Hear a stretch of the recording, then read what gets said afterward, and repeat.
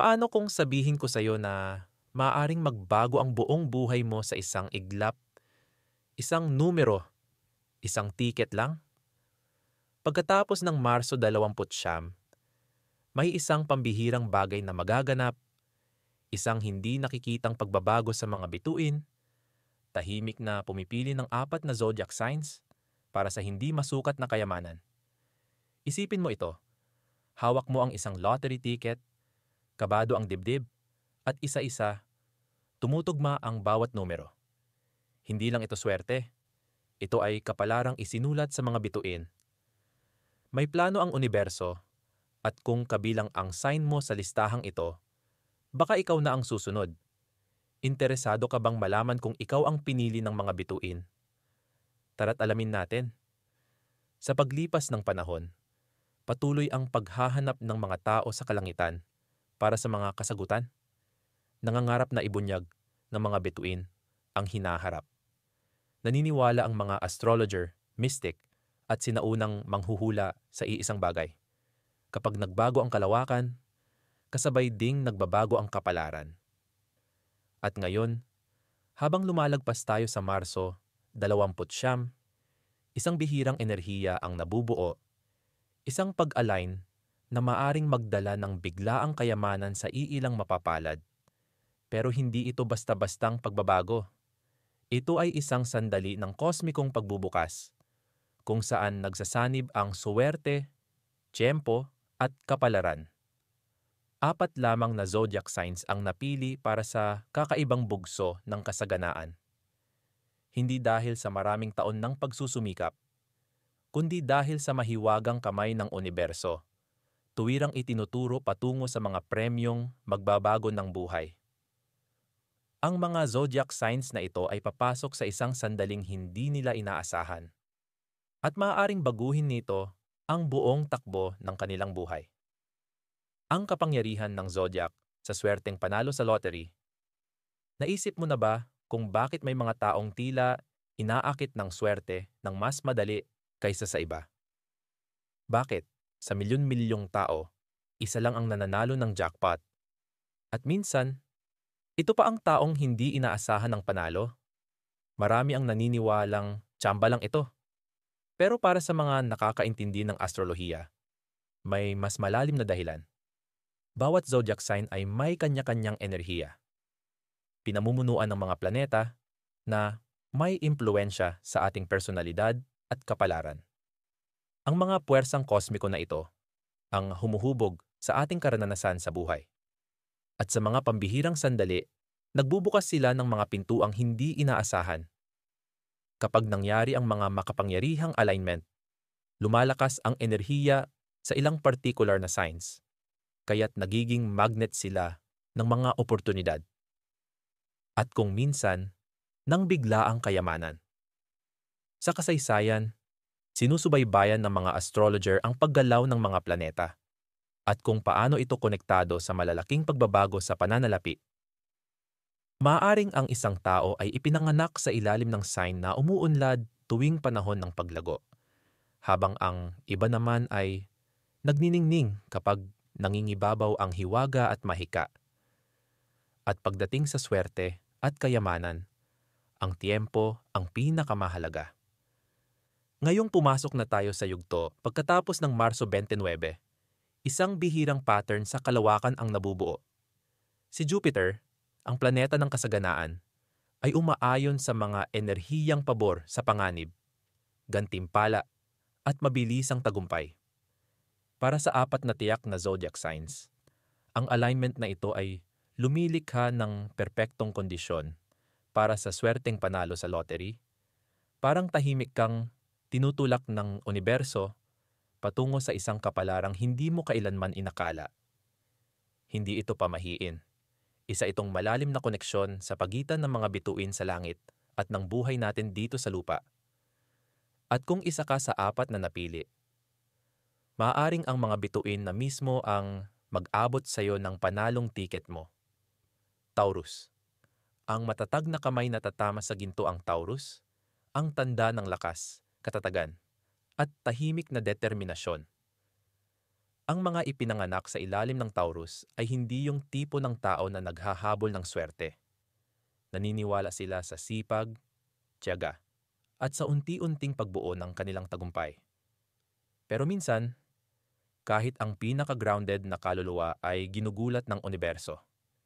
Pagkatapos ng Marso 29, papasok ang Taurus sa isang bihirang kosmikong yugto, kung saan ang kanilang ruling planet na si Venus ay mag-a-align ng pabor kay Jupiter, ang planeta ng swerte at kasaganaan. Para bang pinapasalamatan sila ng universo sa kanilang mga taon ng pagtitiis sa isang bagay na hindi inaasahan, isang bagay na magbabago ng buhay. Isipin mo ito. Si Daniel, isang Taurus mula sa isang maliit na baybaying bayan, ay namuhay ng simple. Maaga siyang gumigising, nagtatrabaho sa hardware store, at iniipon ang bawat sentimo. Isang maulang hapon, habang tumitigil sa gasolinahan, bumili siya ng lottery ticket. Hindi dahil sa pag-asa, kundi dahil nakasanayan na lang. Kinagabihan, habang binabasa ang mga numero, nakaupo lang si Daniel sa kanyang kusina. Halos hindi nakikinig hanggang sa tumugma ang ikalimang numero. Pagkatapos ang ikalima, nagsimulang manginig ang kanyang mga kamay. Isa-isa, tumugma ang lahat ng numero. Hindi siya sugalero. Hindi siya naniniwala sa milagro. Pero nang gabing iyon, bumulong ang mga bituin ng kanyang pangalan. Ito ang klaseng kwento na nakalaan sa Taurus ngayon. Ang enerhiyang pumapalibot sa kanila ay ukol sa mga gantimpalang pinaghirapan sa mahabang panahon. Mga bagay na hindi nila namamalayang matagal nang hinahanda ng kapalaran. Hindi ito tungkol sa mabilisang pera, kundi sa pagkamit ng matagal ng utang ng universo sa kanila. Kung isa kang Taurus, huwag baliwalain ang mga palatandaan. Ang random na ticket na, yan, ang biglaang pakiramdam, ang sandaling tila may bulong sa sayo. Baka hindi ito aksidente. Baka ito na ang perpektong pagtagpo ng iyong matatag na espiritu at swerteng handog ng kalawakan. Kaya't makinig kang mabuti. Nagsasalita ang mga bituin. At para sa Taurus, parang sinasabi nila ang mga numerong panalo. Leo, ang matapang na leader na tumaya at nanalo. Ang mga Leo ay kilala sa kanilang apoy, karisma, at matapang na pananaw sa buhay. Pinamumunuan ng araw. Sila'y laging nagliliwanag saan man sila magpunta. Kasama ng kanilang kumpiyansa, ang suwerte na laging nakadikit sa paligid nila. Pero pagkatapos ng Marso 29, may mas makapangyarihang bagay na nagaganap. Isang bagay na nakasulat na sa mga bituin na maaring gawing isang engrandeng pagdiriwang ang pag-ungol ng isang Leo. Ang pagkakatugma ng araw at Jupiter na sinamahan pa ng enerhiyang nagmumula sa mga fire signs ay lumilikha ng gintong landas para sa Leo. Hindi ito basta-bastang swerte. Ito ay kapalarang tumutugon sa mga taon ng matapang na panganib at hindi matitinag na paniniwala sa sarili. Isang halimbawa nito ay si Camille, isang Leo na kailanmay hindi naging takot sa panganib. Kilala siya sa pagtaya sa mga posibilidad, lumilipat ng lungsod ng biglaan, nagsisimula ng negosyo gamit lang ang kanyang passion, at palaging nagtitiwala sa kutob. Isang gabi, dumaan siya sa isang tindahan, napatingin sa kumikislap na ilaw ng lottery sign, at ngumiti. May bumulong sa kanya na pumasok. Sa huling barya sa kanyang pitaka, bumili siya ng isang tiket at umalis na parang wala lang. Kinaumagahan, bumuhos ang mga mensahe sa kanyang telepono, inanunsyo na ang mga numero. Lahat ay tumugma. Si Camille ang nanalo ng pinakamalaking jackpot sa kasaysayan ng kanilang estado. Pero para sa Leo, hindi lang ito basta swerte. Isa itong pagkilalang kosmiko. Isang mensahe mula sa universo na nagsasabing, matapang ka, determinado ka. Ngayon, ito ang gantimpala mo. Kung isa kang Leo, huwag baliwalain ang mga kutob mo pagkatapos ng Marso 29. Maging ito man ay isang biglaang ideya, kakaibang panaginip, o damdaming subukan ang isang bagay na hindi mo karaniwang ginagawa, sundin mo. Binubuksan ng mga bituin ang isang bihirang portal ng posibilidad at ang kailangan mo lang gawin ay ang lumakad dito. Ang jackpot ay hindi lang tungkol sa pera. Ito'y tungkol sa katuparan, kumpiyansa, at sa wakas, ang pagkilalang nararapat para sa'yo. At Leo, ito na ang sandali mong magningning ng higit kailanman. Sagittarius, ang manlalakbay na makakahanap ng hindi inaasahang kayamanan. Ang Sagittarius ang tunay na adventurer ng zodiac. Pinamumunuan ni Jupiter, ang planeta ng swerte, paglago, at kasaganaan. Kilala ang mga Sagittarian sa kanilang pagmamahal sa kalayaan, ligalig na espiritu, at sa kahangahangang kakayahang makabangon saan mang sitwasyon sila dalhin ng tadhana. Pero pagkatapos ng Marso 29, maaring dalhin sila ng paglalakbay na ito sa isang destinasyong hindi nila inaasahan, isang kayamanang hindi masukat. Ang kosmikong sandaling ito ay pabor sa matitinding hakbang at matapang na desisyon. Eksaktong bagay na likas sa Sagittarius. At kapag ang kanilang ruling planet ay pinatibay pa ng bagong planetaryong alignment, handa na ang entablado para hanapin sila ng swerte sa hindi inaasahang paraan. Kilalanin si Luis, isang Sagittarius na namuhay sa kalsada. Ilang taon siyang bumiyahe gamit ang kanyang van, bihirang manatili ng matagal sa isang lugar. Isang araw, tumigil siya sa isang mumunting dinner sa isang bayan na hindi man lang niya ma-pronounce. Habang nagbabayad ng kape, napansin niya ang isang lottery ticket machine malapit sa counter. May kung anong humila sa kanya rito. Napatawa siya habang kinukuskos ang ticket. Walang masyadong inaasahan. Pero habang nagtutugma ang mga simbolo, bumilis ang tibok ng kanyang puso. Napatingin sa kanya ang cashier, na tila nabigla. Si Luis ay nanalo ng multimilyong premyo. Doon mismo, sa isang maliit na bayang, hindi niya naman balak puntahan. Iyan ang enerhiya ng Sagittarius sa aksyon. Ang swerte ay hindi laging dumarating sa inaasahang paraan. Madalas, ito'y sumusulpot kapag sinusunod mo ang kutob mo at bukas ang loob sa lahat ng posibilidad. Kung isa kang Sagittarius, tinatawag ka ng universo na tumalon sa pagkakataon. Magtiwala ka sa iyong pakiramdam. Gumawa ng biglaang desisyon. Bilhin ang tiket kahit mukhang walang saysay. Ang likas mong pagiging mapangahas ang iyong lihim na sandata. At pagkatapos ng Marso 29, naka-align ang mga bituin upang gantimpalaan ang iyong tapang. Ito na ang pagkakataon mong makahanap ng kayamanan. Hindi sa ilalim ng lupa, kundi sa kalangitan na nagsusulat ng iyong kapalaran. Maghanda ka, Sagittarius. Ang susunod na yugto ng iyong biyahe ay maaaring magdala sa iyo ng yaman habang buhay. Pisces, ang panaginip ng isang mangangarap na nagiging totoo ang Pisces ang tunay na mangangarap sa lahat ng zodiac signs. Malalim, malikhain, at madalas nawawala sa sariling mundo, ang mga ipinanganak sa ilalim ng water sign na ito ay mas malalim ang pakiramdam kaysa sa iba. Naniniwala sila sa mga palatandaan, sa kapalaran, sa mga nakikitang puwersang gumagabay sa kanilang landas.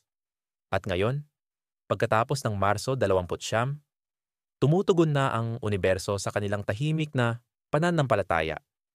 Sa isang bugso ng swerte na maaaring gawing totoo ang kanilang mga pangarap.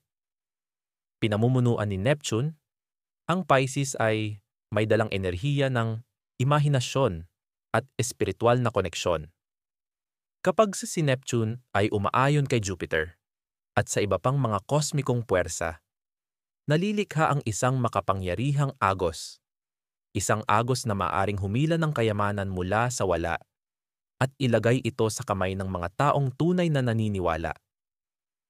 Isaalang-alang si Alina, Isang Piscis na palaging nakakaramdam ng mga bagay na hindi maipaliwanag ng iba. Palagi siyang may dalang journal ng kanyang mga panaginip. Sinusunod ang kanyang intuisyon at madalas magkaroon ng malinaw na bisyon tungkol sa hinaharap. Isang gabi, napanaginipan niya ang isang makinang na tiket na may paulit-ulit na numerong 7. Nagising siyang kumakabog ang puso. Kinabukasan, pumasok siya sa isang lokal na tindahan at nakita ang isang scratch card na may malaking numerong 7 sa harap. Parang deja vu.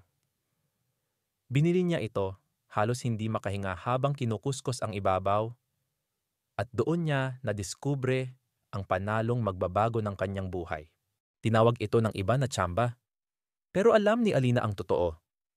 Bumulong sa kanya ang universo habang siya'y natutulog, at nakinig siya. Iyan ang mahika ng Piscis. Kapag nagtitiwala sila sa kanilang panloob na tinig, kapag sinusunod nila ang kanilang damdamin ng walang pag-aalinlangan, madalas na sumusunod ang mga himala. Pagkatapos ng Marso 29, papasok ang Piscis sa isang bihirang yugto ng matinding intuwisyon at banal na tiyempo. Isang uri ng tiyempo na kayang gawing ginto ang paniniwala. Kung isa kang Piscis, huwag balewalain ang iyong mga panaginip. Ang tahimik na bulong, ang pakiramdam na parang nakita mo na ito dati, ang panloob na paniniwala. Hindi ito guni-guni. Ito ay gabay. At maaaring ito na ang magdala sa iyo sa sandaling matagal mo nang nararamdaman na paparating. Ito na ang panahon mong maniwala ng buong puso dahil ang mga bituin ay nakaayos upang gawing kapalaran ang iyong panaginip. Kaya, napabilang ang zodiac sign mo sa listahan. Nagsalita na ang mga bituin, bumubukas na ang landas, at nagbabago na ang enerhiya sa paligid mo. Pero ano ngayon? Ano ang dapat mong gawin sa impormasyong ito? Ang totoo, hindi laging ibinababa ng universo ang mga biyaya ng basta-basta sa ating kandungan. Nagpapadala ito ng mga senyales, pahiwatig, at ginintuang oportunidad. Pero nasa atin pa rin ang desisyon kung kikilos tayo o hindi. Kung isa ka sa Taurus, Leo, Sagittarius, o Piscis, ito na ang sandali mong maging mapanuri. Huwag mong balewalain ang pakiramdam na may malaki kang pinaghahandaan. Bumili ng tiket, kahit minsan lang. Sundin ang kakaibang kutob na, yan. Pansinin ng mga paulit-ulit na numero, panaginip o simbolo. Maaaring ang mga senyas na ito ang nagtuturo sa iyo patungo sa panalong sandali mo. Dalhin mo ang kumpiyansa sa puso mo at maniwala na nakaayon ka sa isang puwersang mas malaki pa sa swerte, isang puwersang kosmiko. Ito rin ay panahon ng pasasalamat. Kapag ang enerhiya ay dumadaloy kasama ng intensyon at pasasalamat, lalo pa itong dumarami. Ginagantimpalaan ng universo ang mga bukas ang loob, handa, at marunong tumanggap. Kaya huwag kang mag-atubili. Sabihin mong oo sa mga senyales. Magtiwala na ang mga bituin ay hindi lang basta nagniningning. Nagniningning sila para sa'yo. At baka nga, mas malapit ka na sa isang himala kaysa sa iyong inaakala. Hindi mo nakita ang zodiac sign mo sa listahan. At marahil, sandali kang nakaramdam ng lungkot. Pero linawin natin ito. Dahil lang hindi nakafocus ang liwanag sa sign mo ngayon. Hindi ibig sabihin na tapos na ang kwento mo. Gumagalaw ang universo sa mga siklo. Ngayon, ito ay para sa Taurus, Leo, Sagittarius, at Pisces. Bukas, maaaring ikaw naman. Patuloy ang paggalaw ng enerhiya. Minsan, ang pinakamalalaking biyaya ay dumarating sa mga panahong hindi natin inaasahan. Sa mga sandaling hindi natin ito hinahanap. Kaya, huwag mawalan ng pag-asa. Manatiling bukas ang isipan. Patuloy na mangarap. Maaring ikaw na ang susunod. Dahil ang mga bituin ay hindi nakakalimot. Naghihintay lang sila ng perpektong sandali para magningning sa direksyon mo. May mga sandali sa buhay na dumaraan na parang karaniwang araw lang. Pero may ilan na nagiiwan ng bakas na kayang baguhin ang lahat. para sa Taurus, Leo, Sagittarius, at Pisces. Ang mga araw matapos ang Marso 29 ay may posibilidad na maging hindi malilimutan. Hindi lang dahil sa mga numerong nasa isang tiket, kundi dahil sa kung ano ang kinakatawan ng mga numerong iyon: pag-asa, pagkakaayon, at banal na tiyempo. Hindi basta-basta pumipili ang universo. Pinagmamasdan tayo nito, naghihintay, at saka ito bumubulong. At kung kabilang ang sign mo sa mga napili, maaaring ito na ang sandaling binabanggit ng bulong na iyon ang pangalan mo. Pero tandaan, hindi palaging malakas ang tunog ng swerte. Minsan, ito'y tahimik lang. Isang kutob, isang pakiramdam, o isang munting hakbang ng tiwala. Maging nabanggit man ang sign mo o hindi, may isang bagay na tiyak. Laging nanonood ang mga bituin. At kapag tama na ang panahon, nagniningning silang maliwanag para sa mga handang tumanggap. Kaya tumingala ka, manatiling bukas. At sino ang nakakaalam? Baka ang susunod na malaking kwento ng panalo sa lottery ay sayuno na.